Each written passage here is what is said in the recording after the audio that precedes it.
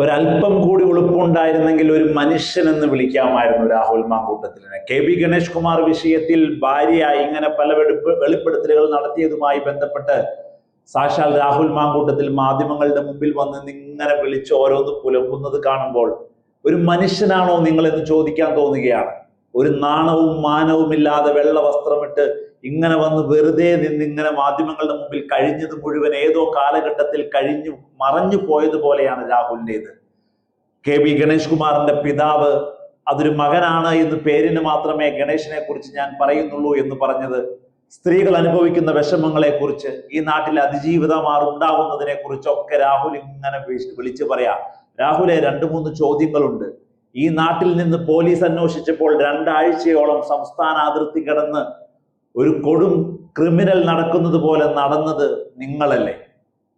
പുറത്തു വന്ന ഓഡിയോ സന്ദേശങ്ങളിൽ നീ എന്താണ്, ഹൂ കെയേഴ്സ്, നിന്റെ ഗർഭത്തിന് ഞാൻ എന്തിനാണ് ഉത്തരവാദിത്വം പറയുന്നത്, അതിനെ നീ കളയുക തന്നെ വേണം എന്ന് പറഞ്ഞത്, വീണ്ടും വീണ്ടും നിർബന്ധിച്ച് ബലാത്സംഗത്തിന് ഇരയാക്കിയത്, ഇങ്ങനെ എത്ര കാര്യങ്ങൾക്കാണ് ഇന്നും മറുപടിയില്ലാതെ പാലക്കാടിന്റെ ചായക്കടയിൽ പരിപ്പുവട കഴിച്ച് നിങ്ങൾ ഇരുന്നത്.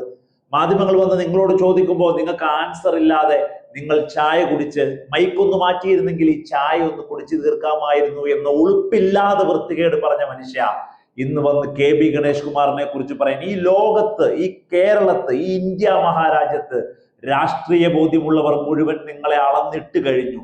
ഏറ്റവും വലിയ ബലാത്സംഗ പീഡന വീരനും ക്രൂരമായ സൈക്കോളജിക്കൽ ഇഷ്യൂവുമുള്ള ഒരു സൈക്കോപാത്താണ് നിങ്ങളെന്ന്.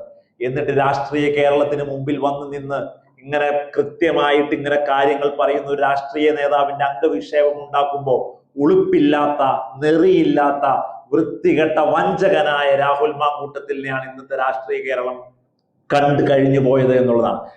ഗണേഷ് കുമാറിന്റെ വിഷയം രാഹുൽ ഉന്നയിച്ചു എന്നുള്ള ഒറ്റ കാരണം കൊണ്ട് തന്നെ ഗണേഷിന് ക്ലീൻ ചീട്ട് കിട്ടുന്നു എന്നുള്ളതാണ്. നോക്കൂ നിങ്ങൾ, ഗണേഷ് ചെയ്ത കാര്യങ്ങളെ പോലും രാഹുൽ മാങ്കൂട്ടത്തിൽ പറയുമ്പോൾ അവിടെ വരുന്ന കമന്റുകൾ മുഴുവനും കൃത്യമായി ഗണേഷിനെ അനുകൂലിച്ചു കൊണ്ടുള്ളതാണ്. താൻ ആരുമാണ് ഇതിന് ഇത്രയും വലിയ കാര്യങ്ങൾ പറയാൻ? സ്ത്രീ എന്നൊരു വാക്കുമിണ്ടാൻ തനിക്ക് എന്ത് അവകാശമാണുള്ളത് എന്ന് അല്ലെങ്കിൽ ഇന്നെങ്കിലും രാഹുൽ മാങ്കൂട്ടത്തിൽ പറയാൻ ഒരു ആർജവം കാണിക്കണമായിരുന്നു. ഞാൻ ഗണേഷിന്റെ വിഷയം നിങ്ങളുടെ മുന്നിൽ പറയുകയാണ്, ഗണേഷ് എന്ന പീഡന വീരനെ കുറിച്ച് പറയുകയാണ്. പക്ഷെ നിങ്ങൾ ചോദിക്കുന്ന ഏതു വിഷയത്തിനും ഞാൻ ആൻസർ പറയുമെന്ന് പറയാനുള്ള രാഷ്ട്രീയ മര്യാദ നിങ്ങൾക്കുണ്ടാവണമായിരുന്നു. ഇവിടെ KSRTC എന്ന് പറയുന്ന കൃത്യമായ പബ്ലിക് ട്രാൻസ്പോർട്ടിനെ കൃത്യമായ കാര്യങ്ങൾ ചെയ്ത് വലിയ ലാഭത്തിലേക്ക് കൊണ്ടുപോകുന്ന ഒരു മന്ത്രി, പത്തനാപുരത്ത് കഴിഞ്ഞ 5-6 ടേമുകളിലായി കൃത്യമായി നിലപാട് പറഞ്ഞ് പത്തനാപുരംകാരുടെ പ്രിയപ്പെട്ട MLA ആയി. ഈ കേരള രാഷ്ട്രീയത്തിൽ പിണറായി സർക്കാരിന്റെ 2ാം മന്ത്രിസഭയിൽ ക്ലീൻ ചീട്ടുള്ള മന്ത്രിമാരുടെ എണ്ണം എടുത്താൽ അതിൽ ഒന്നാമത് തന്നെ തലപ്പൊക്കത്തോടെ നിൽക്കുന്ന ഗണേഷ് കുമാറിനെയാണ് പീഡനവീരനായ രാഹുൽ മാങ്കൂട്ടത്തിൽ വന്ന് പുലയാട്ട് പറഞ്ഞ് അങ്ങോട്ട് തേച്ചൊട്ടിക്കാൻ നോക്കുന്നത്. കടക്ക് പുറത്ത് മിസ്റ്റർ രാഹുൽ, നിങ്ങൾ കൃത്യമായ പീഡനവീര്യൻ തന്നെ.